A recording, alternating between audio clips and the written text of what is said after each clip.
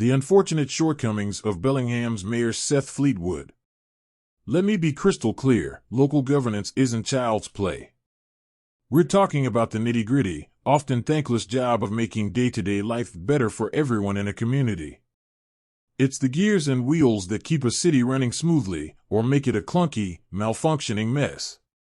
That's why it's imperative to have someone at the helm who's not just competent, but dynamic, forward-thinking, and willing to take risks for the greater good.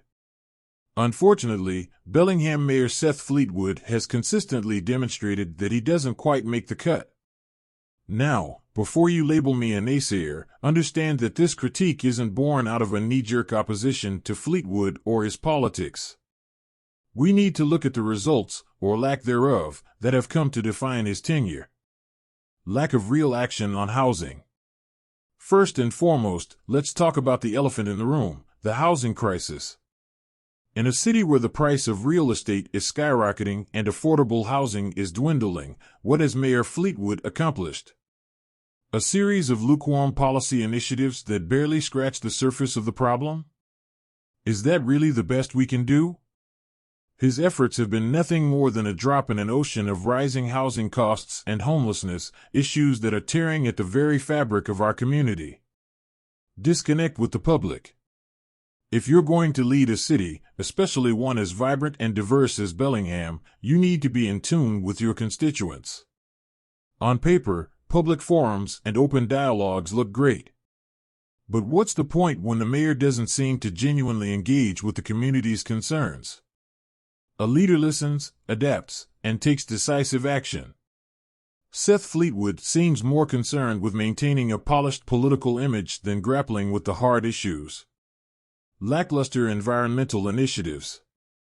Bellingham prides itself on being environmentally conscious, and rightfully so.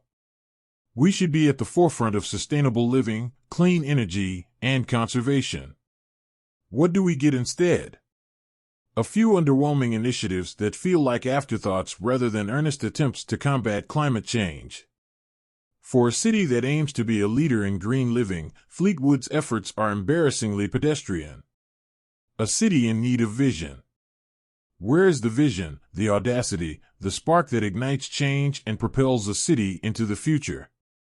We need a mayor who's not afraid to take bold action, someone who can unite the people under a common goal of prosperity and well-being. Unfortunately, Fleetwood seems more like a caretaker than a visionary, maintaining the status quo rather than challenging it.